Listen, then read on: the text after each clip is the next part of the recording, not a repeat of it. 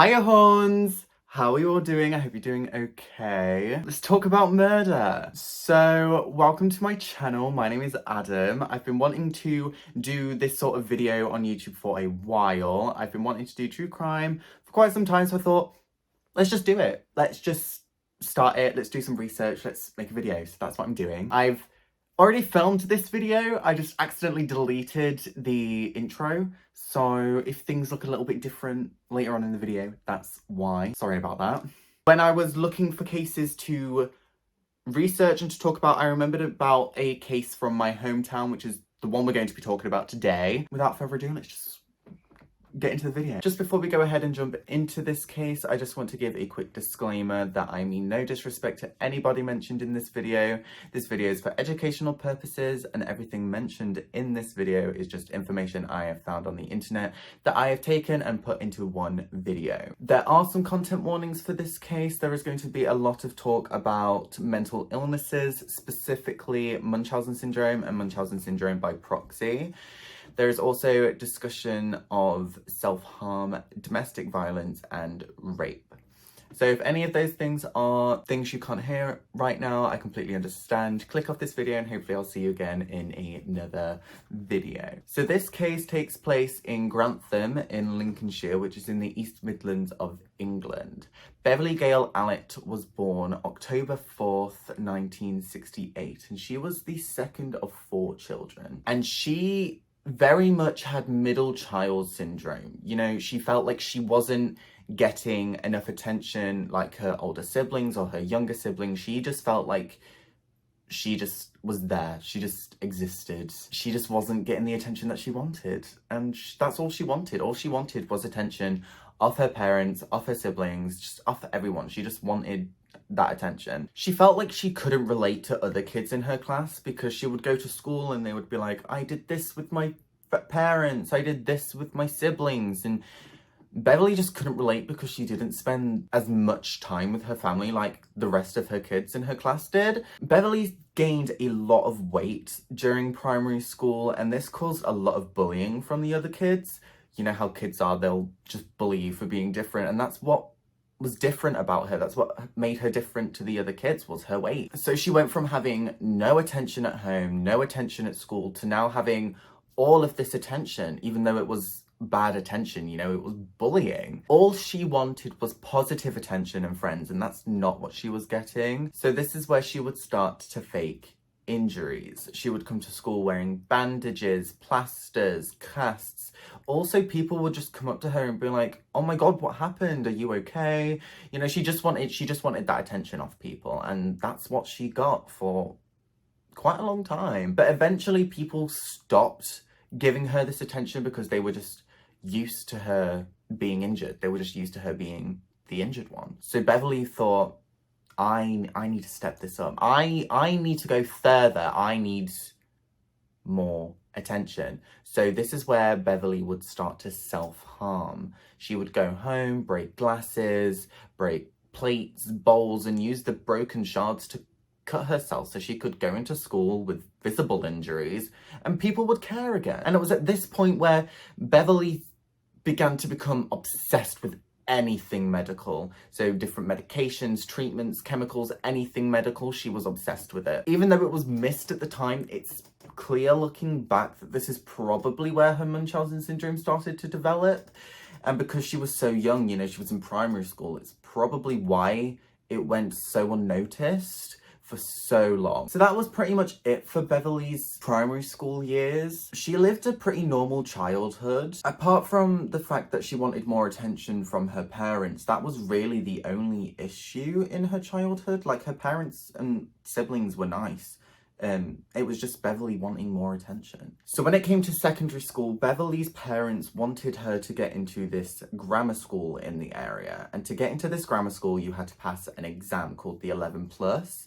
It's basically just to see if you're able to cope academically in that school. It wasn't just Beverley's parents that wanted her to go into this school. Beverley wanted to go into this school as well, but Beverley, she failed this exam, and it obviously made her really disappointed in herself because she wanted to go, and her older sister, she passed the exam, she went to this school, and she just felt inferior to her sister. It was said that Beverley never really put any effort into anything, so this sort of made her average compared to like her older sibling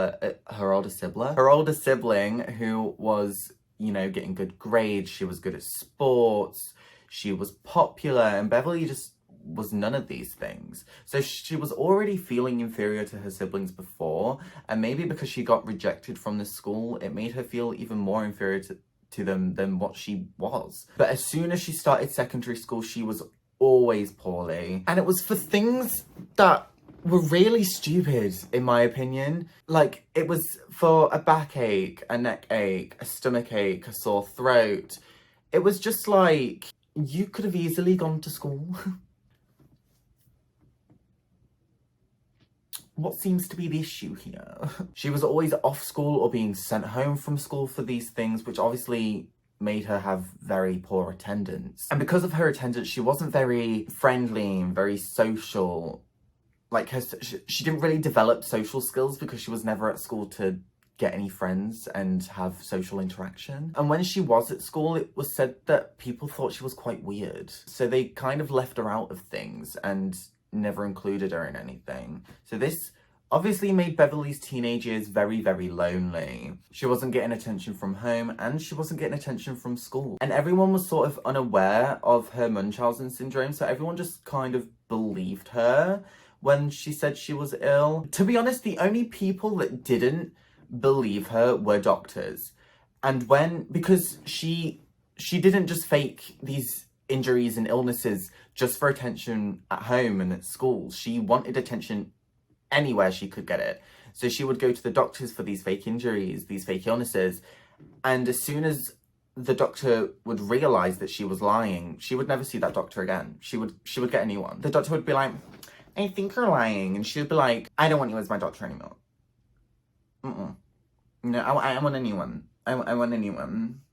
Yeah. So already as a teenager, she already knew how to get what she wanted, and she was quite crafty in that way. But to be honest, this blew my mind when I found out about this, because this was one thing I didn't know about her. The most insane thing that she ever did, and I have no idea how she managed to do this at all. I don't understand how she did it. She managed to convince doctors that she had appendicitis to the point where she was getting her appendix removed. Like, she was on the operating table, you know, opened, appendix being taken out. How? Did they not do scans and stuff? Like, the doctor took her appendix out, was holding her appendix and was like, why are we taking this out? There is nothing wrong with it. Yeah, I don't understand how she did it. But it wouldn't stop there. She wanted to prolong this healing process, so she would do anything she could to the wound to stop it from healing. So she would pick it, do whatever she could to stop it. A wound that probably would have taken just a matter of weeks actually took months to heal because she was just interfering with the healing process. So once she left school, she couldn't really do anything because she didn't get many qualifications. She got one O-level, which is equivalent to a modern day GCSE, and that was in food and nutrition. And then she also got 4 CSEs.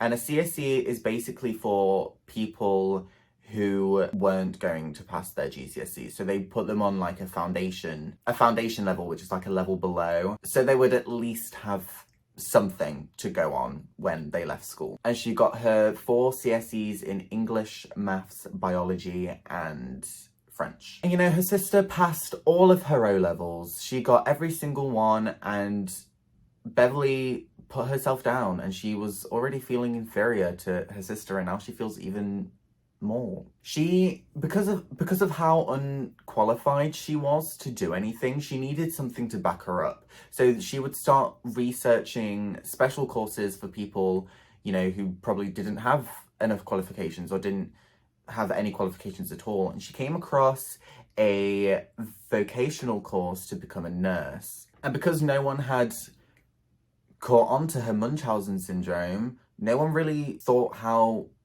dangerous this career path could be. and it was very dangerous.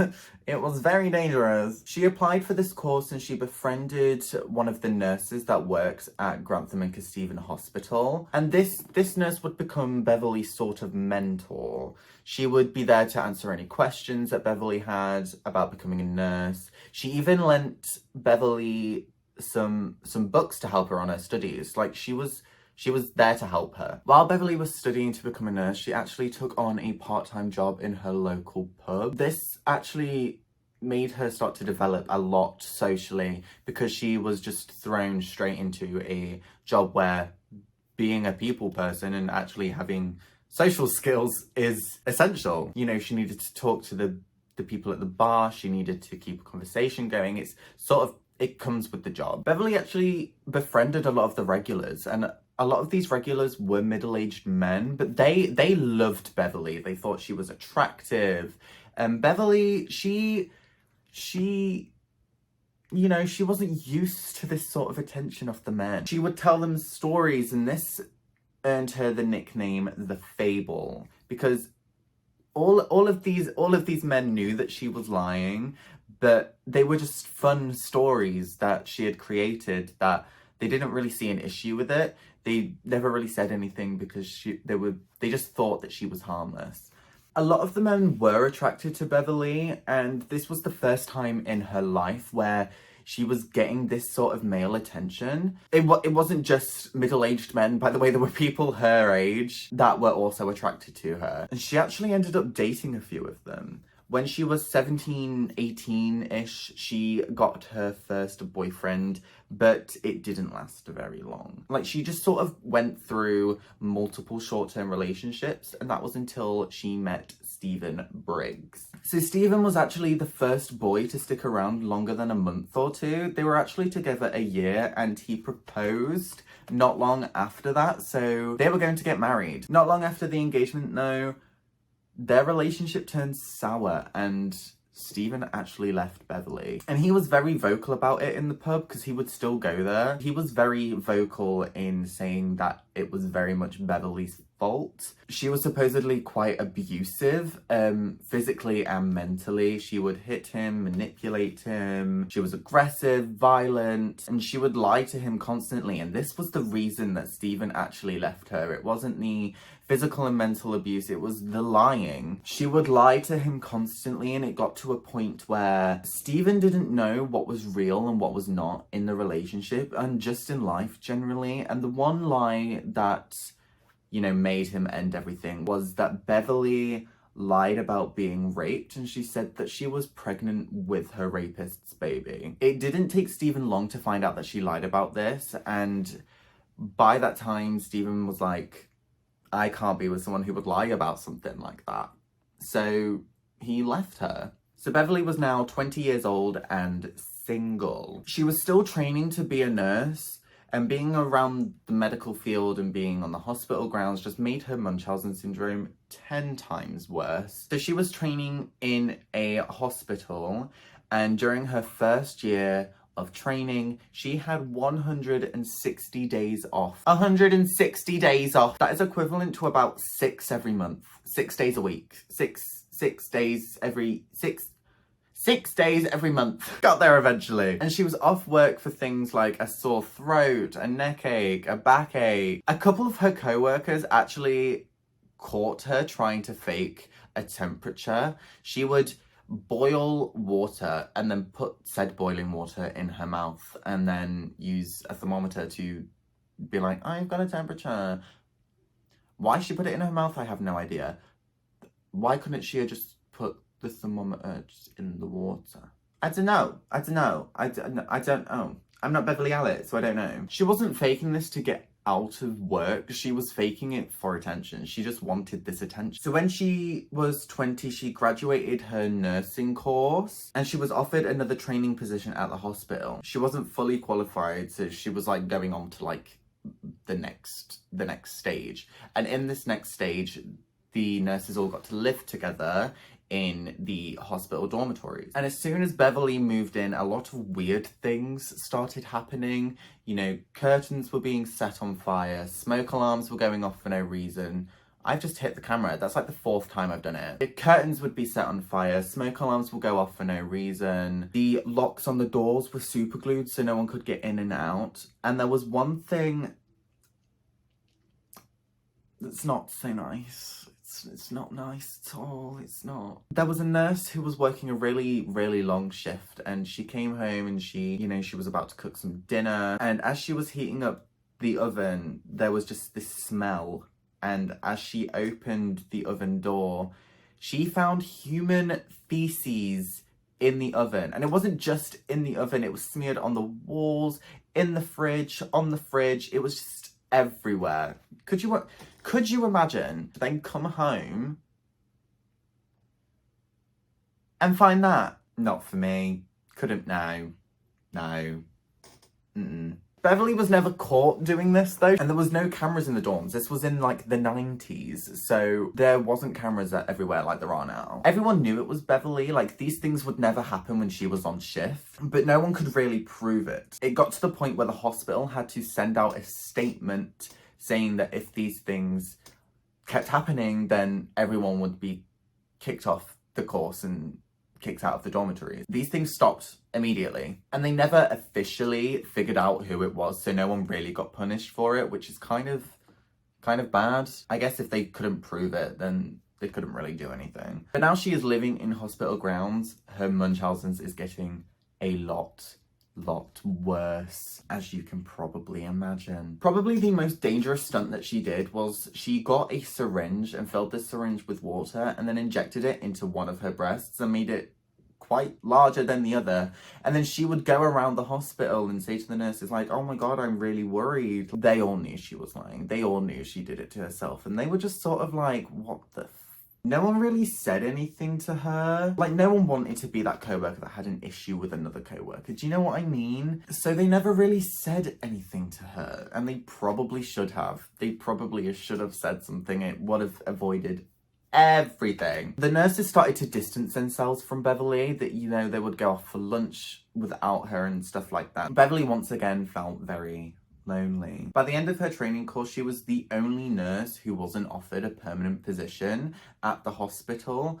But, you know, they saw potential in Beverley, so they decided to give her a 6-month temporary contract on the children's ward. The ward was quite small, and they only really dealt with things like broken bones, infections, you know, like small things that don't really need a lot of attention. And if it was anything more serious, they would be transferred to a different hospital, which was normally the Nottingham hospital. They probably would not have given her this contract if the hospital wasn't so understaffed.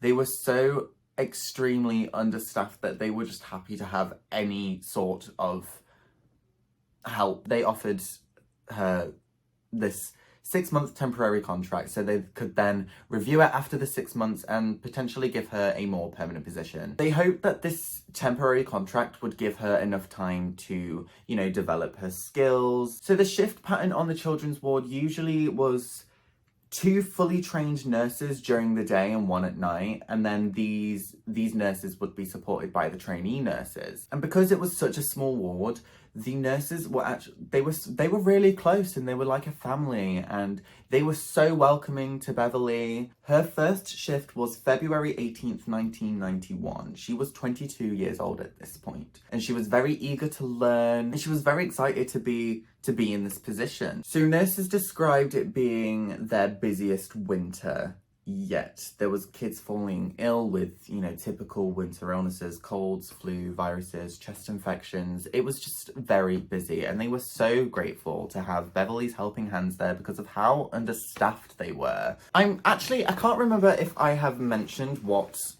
Munchausen syndrome is, so I'll quickly say that now. So Munchausen syndrome is a psychological disorder where someone pretends to be ill or deliberately produces symptoms of illness in themselves. Their intention is to play the sick role for attention.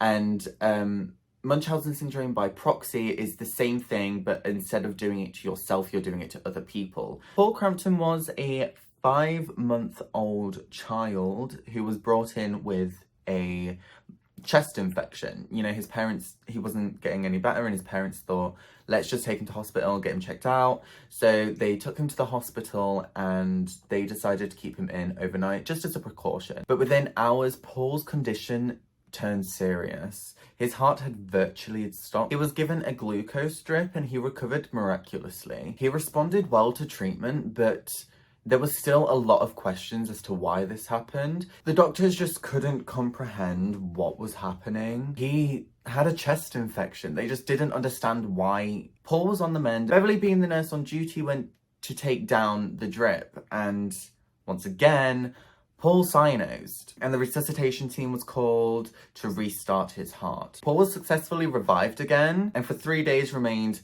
happy and content. He was so stable, in fact, that the doctors decided that it was time for him to go home, like he was healthy enough, so preparations for him to do so were made. Father went to the canteen to get some lunch, and when he came back, Paul was having a hypoglycemic attack. This was his third unexplained attack, and the doctors just, they didn't feel equipped enough to help him. So they referred him to a larger hospital in Nottingham. He was sent to the Queen's Medical Centre. And Beverley took it upon herself to volunteer to go into the ambulance with him and make sure that he got there safely, because she was just such a concerned nurse. During Paul's last attack, Dr. Porter took a blood sample from him, and that was sent to the University of Cardiff for analysis. And 16 days after that sample was sent off to the university for analysis, they got the results back. Paul's blood was tested and it was not good news. They had discovered that Paul's insulin levels was 500, which is not right for someone his age. For someone his age, his insulin levels should be between 10 and 15. And his was at 500. 500! Since Paul recovered spontaneously, they concluded that it was either a rogue sample or that he suffered from an insulinoma. So therefore, no action was taken in regards to that. Beverley's next victim was a 7-week-old boy named Liam Taylor, and Liam was brought in just like Paul Crampton with a chest infection. Within hours, he had inexplicably collapsed with respiratory failure. He already had pneumonia, so he was already pretty sick, but he had deteriorated so quickly. He was showing short signs of respiratory and cardiac difficulties. It was very unexpected. Doctors tried to revive him, but unfortunately they had to tell his parents that it looked like it was going to be futile. And Liam's parents, they just wanted him to rest. They didn't want to keep trying if the end result was going to be the same.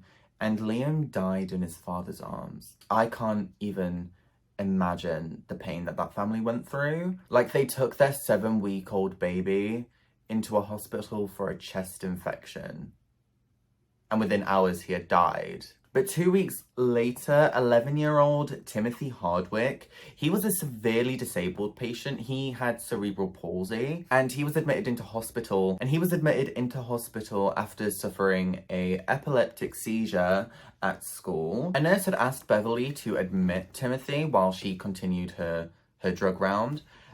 She didn't finish the drug round when Beverley had called out that there was a problem. Timothy had turned blue, and he was barely breathing. An emergency team had attempted resuscitation, but at 6:15 p.m, Timothy was pronounced dead. Doctors couldn't figure out how he had died, and for that reason, they just assumed it had something to do with his epilepsy, and it was recorded as such. Following his death, his mother wrote him a poem, which I believe was also read at his funeral, and I have it here for you now. Oh, Timothy, my special boy, how I'd love to see you more, to see you laugh and walk and talk perhaps.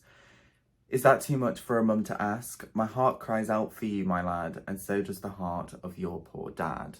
In Grantham Hospital at the same time as Timothy Hardwick, there was 15-month-old Kaylie D. She was admitted for a chest infection, and she suffered 2 respiratory attacks. The first was very unexpected, and she seemed to be recovering well after being resuscitated. And while nurses were preparing for her discharge, Beverley went into her room to, prepare her, gather her things, and as she did, Kaylie went into cardiac arrest. And because it happened in such a short amount of time, they transferred her to the larger hospital in Nottingham, where she miraculously recovered. Nottingham carried out a thorough examination of Kaylie. She was a pretty healthy child. Like, yes, she had a chest infection, but she was pretty much recovered from that by the time she was having these cardiac arrests. They just wanted to know how and why could she possibly have gone into cardiac arrest just out of nowhere. After this examination, they found nothing wrong with her. They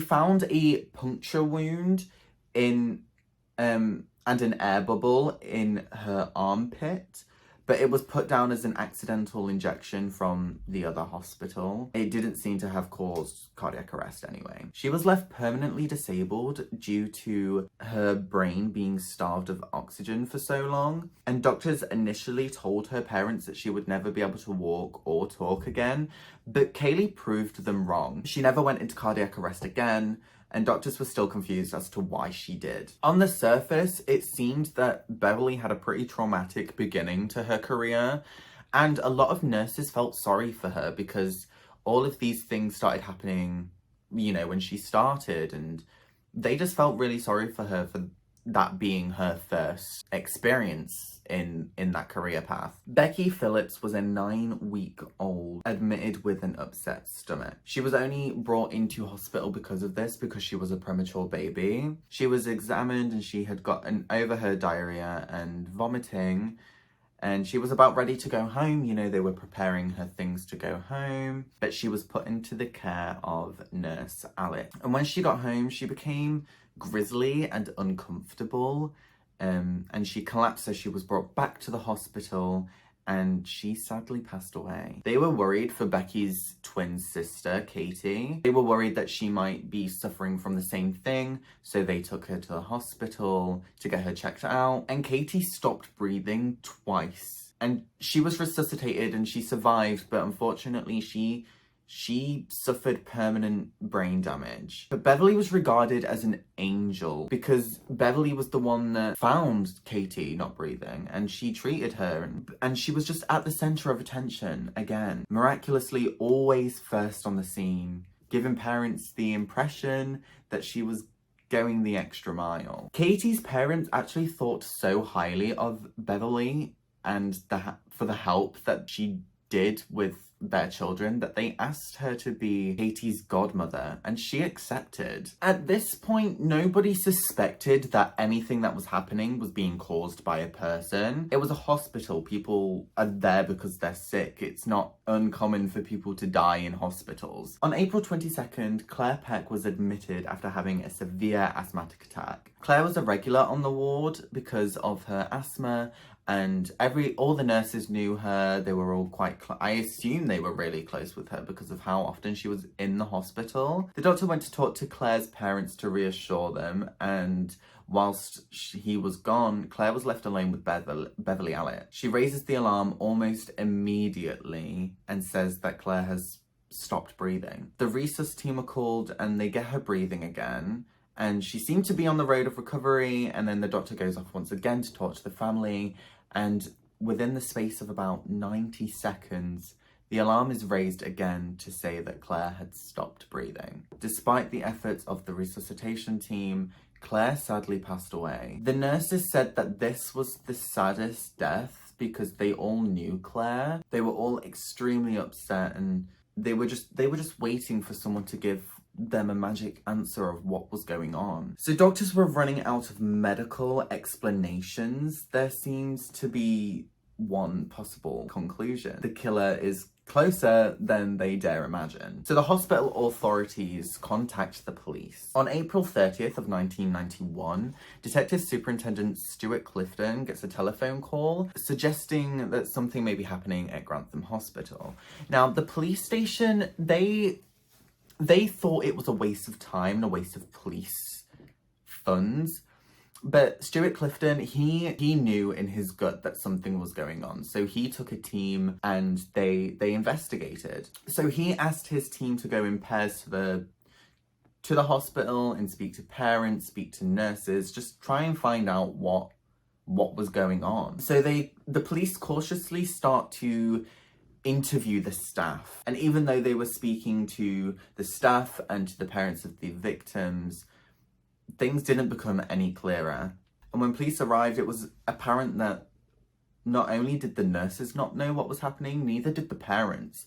And they just wanted an answer to what was going on. Everyone was just hoping that these attacks were just a natural cause. They questioned Beverley as she appeared to be present at every attack. Police say that she was pleasant and she answered all of their questions, and that she was certainly no different to any other of the nurses that they had spoken to. Beverley had already spent her entire life lying, so this interview was no different, and the truth still remained hidden. Stuart Clifton was looking at different angles. He was contacting various different professors to have a look at the children included. Detective Neil Jones was given the task of looking for any other evidence around the 13 children. So he was sent to the Nottingham Queen's Medical Centre, and they sent him to the City Hospital at Nottingham. He found a big freezer containing a bunch of blood samples.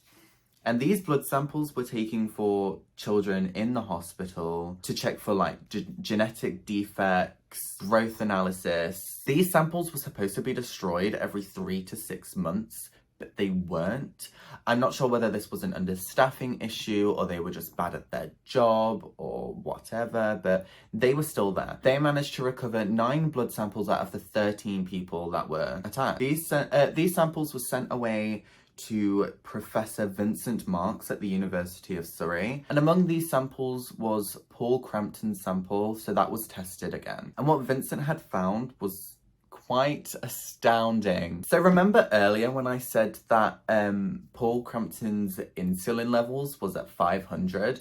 That was because the University of Cardiff, their machine only goes up to 500. So when they got Paul Crampton's results back, they found out that his insulin levels, bearing in mind someone his age should only have between 10 and 15, his insulin levels was 47,000.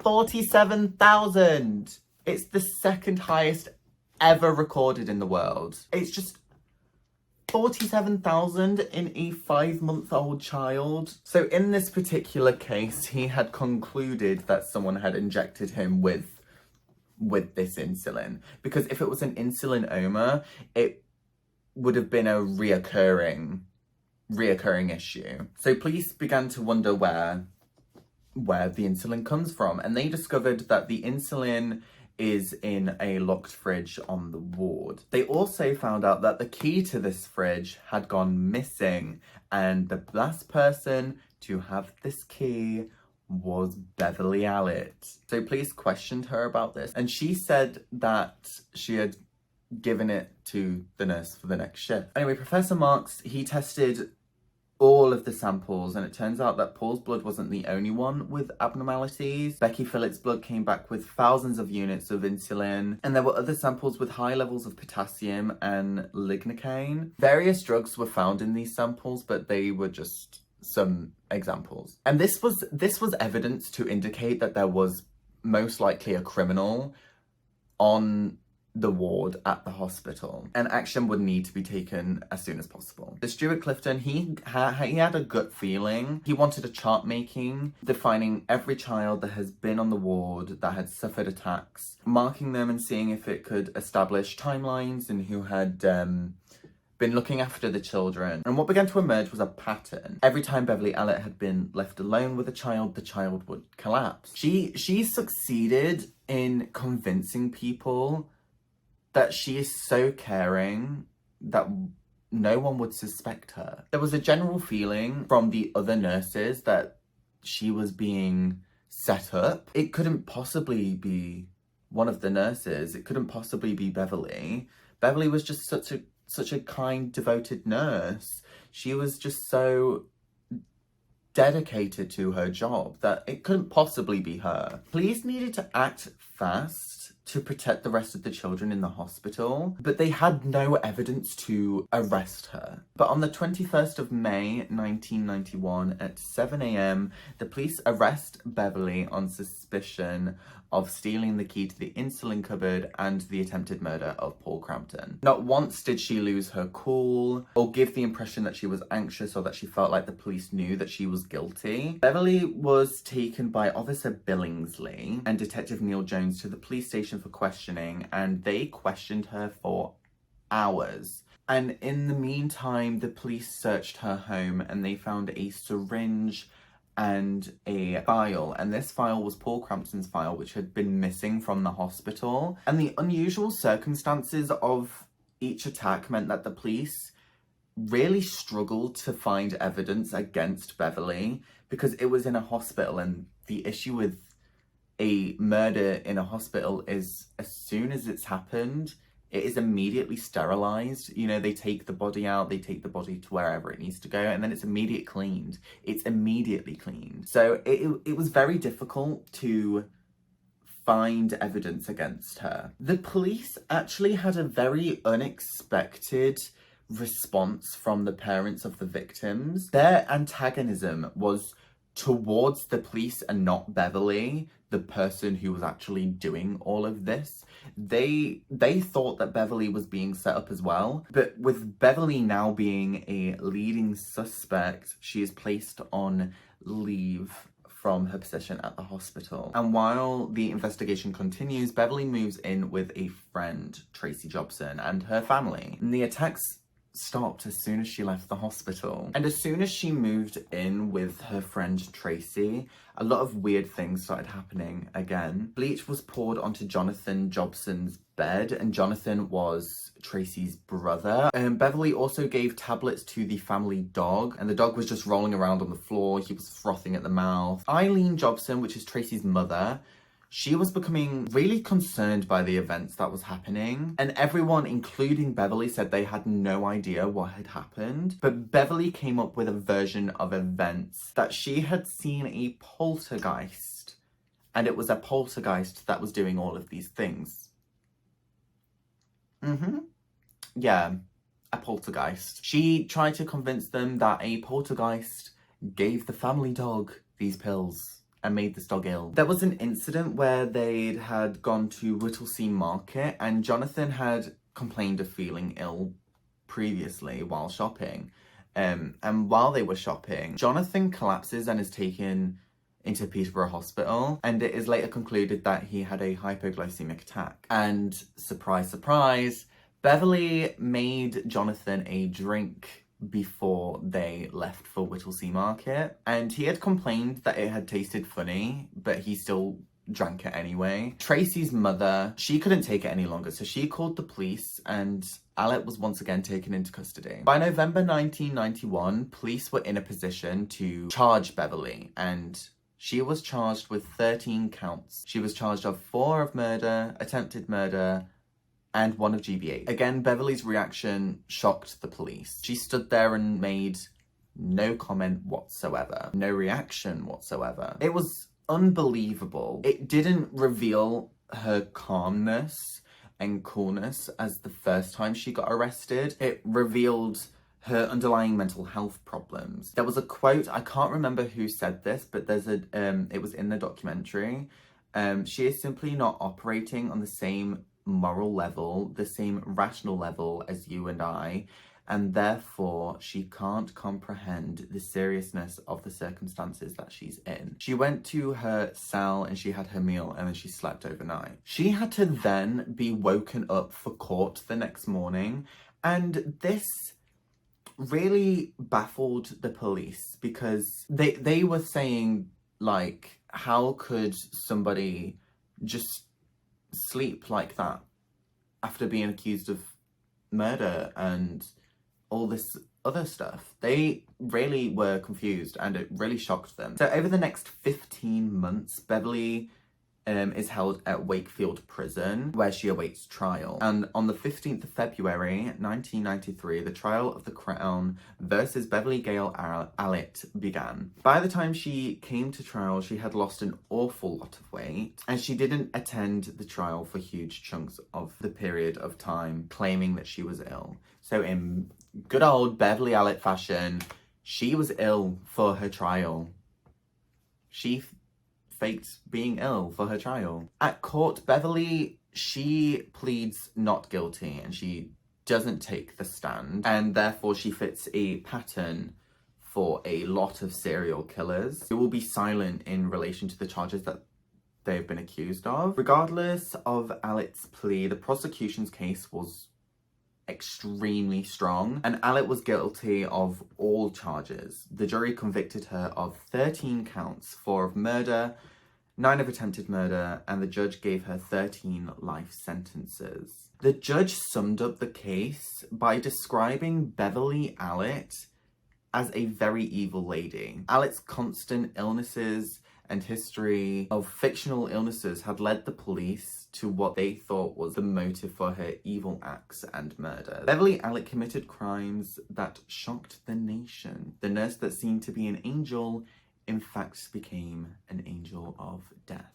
Never at any stage has Beverley expressed any sort of remorse. I think she has admitted to some of the crimes now, but no idea. I couldn't really find anything. Yeah, she's never expressed any sort of remorse for what she has done. That is all I have for this case. If you enjoyed this video, please give it a thumbs up and subscribe for more. Let me know what case you want to see next. I will definitely, maybe, do it. I hope you guys have enjoyed this video. Don't commit murder, and I will see you in my next one. Bye! I've been in the good times.